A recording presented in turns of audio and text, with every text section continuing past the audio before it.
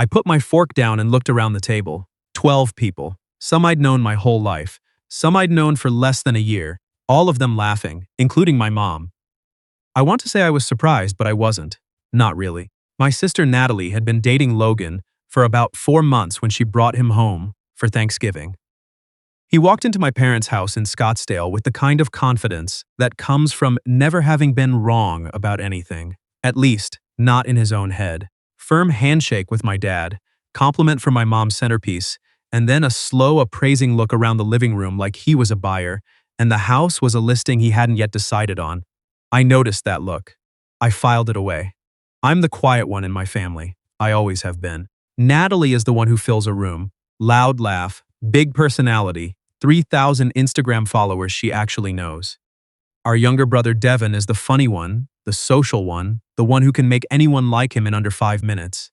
And then there's me.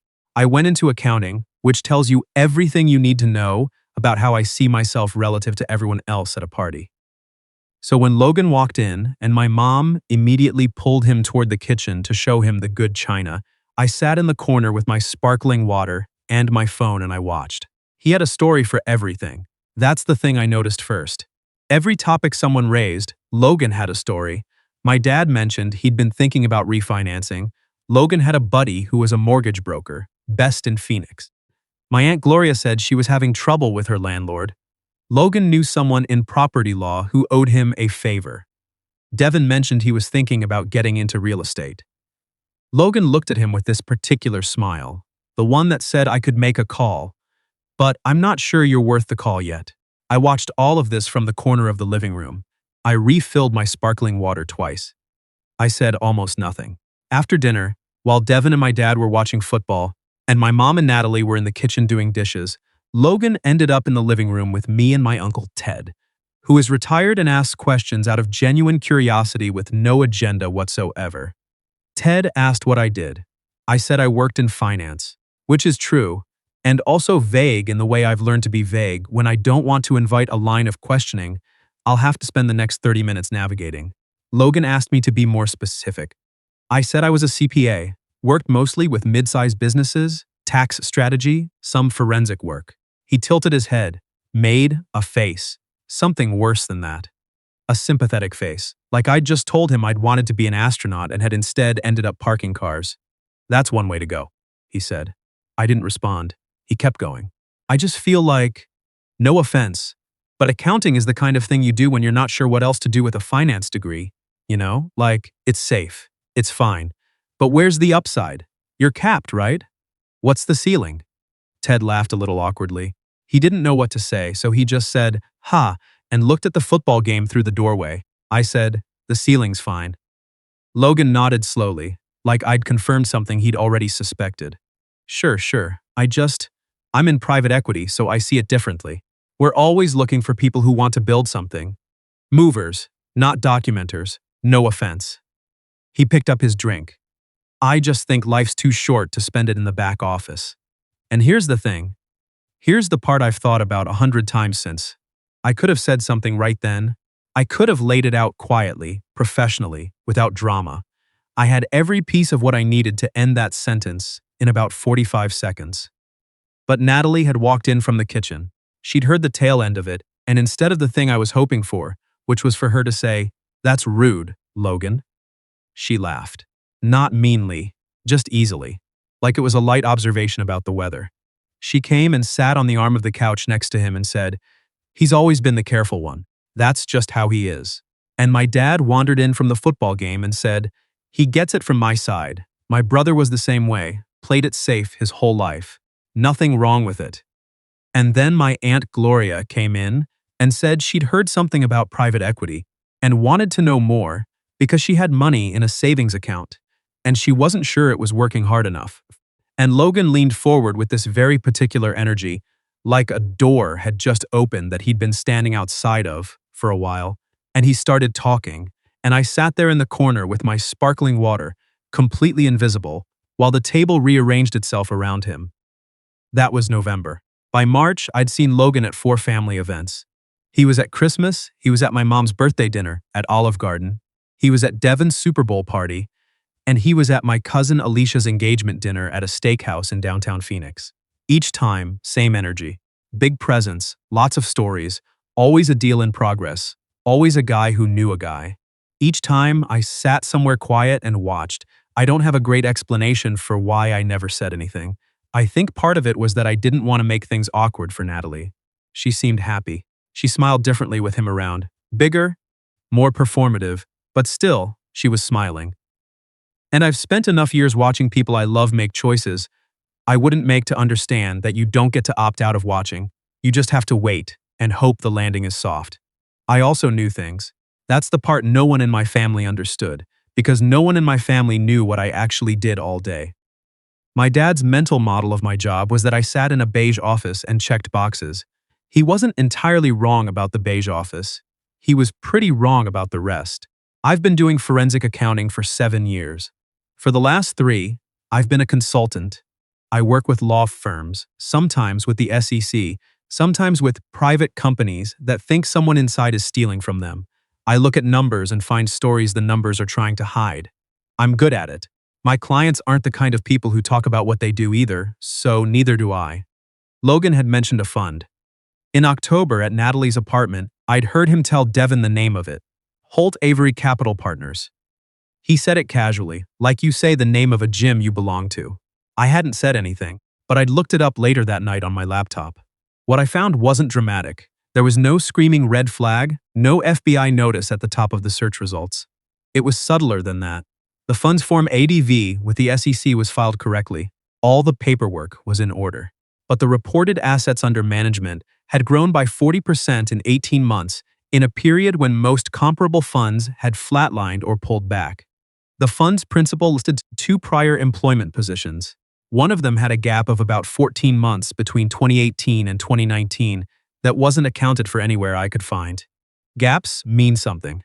Not always, but they mean something. I bookmarked the page. I kept watching. The engagement dinner was a Saturday night in mid-March. Alicia and her fiancé Brett had picked a place downtown, a steakhouse called Copper and Main that had booths with high backs and a noise level low enough that you could actually hear people. There were 14 of us at a long table, Alicia and Brett, their respective families, my parents, me, Natalie and Logan, Devin and his girlfriend Casey, and a couple of Alicia's college friends I'd met once. I'd had a week that I wasn't going to describe as difficult so much as dense. I'd wrapped up a consulting engagement for a firm in Denver, flown back on Thursday, spent Friday catching up on email, and walked into Saturday feeling like I was still running at 60%. I wasn't in the mood for slogan. I wasn't in the mood for performing. But Alicia had asked me to come months ago, and Alicia is one of my favorite people, and I was there. We ordered drinks, we ordered appetizers, everyone congratulated Alicia and Brett and asked to see the ring and did the thing you do. I sat across from my mom and 2 seats down from Logan, which turned out to be close enough to hear everything but far enough that I didn't have to participate. Logan was on. That's the only way to describe it. He was operating at full power. The stories, the jokes, the knowing nods. He'd picked up that Brett had gone to Penn, so he started referencing a few mutual industry contacts, and Brett played along politely without quite matching the energy Logan was throwing. Logan didn't seem to notice, or he didn't mind. At some point, Brett mentioned he worked in commercial insurance. Specifically, he did underwriting for mid-sized construction companies. Logan made a face. Not the sympathetic one he'd made at me in November, a different one. Like Brett had mentioned, a minor inconvenience. That's good money, Logan said. I've just never really understood the insurance world. You're basically in the business of betting against yourself, right? Like, you're hoping nothing goes wrong, but your whole existence depends on things going wrong. Brett smiled, steady and patient. That's one way to frame it. I just feel like. Logan paused, like he was measuring out how generous to be. Smart people exist in insurance, obviously. But the ceiling's there, right? Like, there's only so far the industry will let you go before you're just rotating through the same 10 companies. You're not building. You're administering. There was a small silence. Not long. Maybe 3 seconds. Alicia reached over and put her hand on Brett's. Brett picked up his water glass. My mom made a comment about the bread being good. And that silence broke open and everyone moved on. But I saw Alicia's face for those 3 seconds, and I saw Brett's, and I thought, he just said that at their engagement dinner. He said that to the groom at the engagement dinner of someone in our family. I picked up my phone under the table and opened my email. I had a thread I'd been sitting on for 6 weeks. One of my colleagues, a woman I'd worked with on 2 prior SEC-adjacent cases, somebody whose judgment I trust completely, had sent me a note in February about Holt Avery Capital Partners. She'd come across the fund through a different angle, completely separate from anything I'd told her, and she'd flagged some concerns. She'd attached a summary. I'd read it. I'd meant to follow up. I'd gotten busy and I'd let it sit because it wasn't my case, and I wasn't sure what I was going to do with the information anyway. I opened the summary now. The fund had 37 investors on record with the SEC, but in a complaint filing from the previous August that had been quietly assigned and then not yet acted upon, a former administrative employee had raised questions about the actual number of investors and the representations being made to them about returns. The former employee, whose name was redacted, had alleged that Logan's fund was reporting returns of 12 to 14% annually to investors, while the actual audited returns were closer to 3 to 4%. The gap, if the allegations were accurate, was being papered over with a combination of selective reporting windows and inflated asset valuations. The complaint had been assigned a case number. It had not been closed. I put my phone face down on the table. Logan was telling a story about a trip to Austin, something about a rooftop bar and a venture capitalist who'd approached him, and a deal that had nearly happened but hadn't, which somehow made it a better story than if it had. I listened to him talk. I thought about my sister's face when she laughed. That easy, unguarded way she had around him. I picked up my glass of water, and I made a decision. I didn't say anything that night. I want to be clear about that, because what came next might make it sound like I was sitting there waiting for my moment coiling up. I wasn't. I said nothing at dinner. I hugged Alicia on the way out, told Brett the ring was beautiful, and he was a lucky guy, which I meant. I drove home on the 101, and I sat in my car in the parking garage of my apartment for about 15 minutes without moving. Then I went inside and I called my colleague. She picked up. I told her I wanted to look at the Holt Avery file more seriously, and I asked if she could connect me with whoever had originally received the complaint. She said she'd make some calls. I said I'd start pulling what I could from the public filings. We worked on it for about a month. I want to compress this part because it's not the dramatic part, but it mattered. The month of detail work, the cross-referencing, the requests, the careful process of building a picture from public records, and the one non-public complaint document my colleague had been given access to through legitimate channels. I wasn't going rogue. I wasn't doing anything outside the bounds of what I'm actually licensed to do. I just got methodical. What we found was consistent with the original complaint. The fund's reported returns didn't reconcile with the underlying asset valuations at the dates they were claimed. The AUM figures had been restated at least twice, in ways that weren't reflected in the amended filings. 2 of the fund's 3 largest investors were entities whose ownership wasn't easily traceable, which is a pattern that can mean nothing, and can also mean someone is using the fund to represent their own money as external capital. It wasn't a complete case. It wasn't enough to take to a prosecutor, but it was enough that my colleague forwarded it to a contact at the SEC's enforcement division who'd been sitting on the original complaint, enough to reopen. I want to be very precise here. I didn't do this to hurt Logan. I didn't do this for my family. I did this because it was the right thing to do, and it was the kind of thing I'm specifically trained and equipped to do.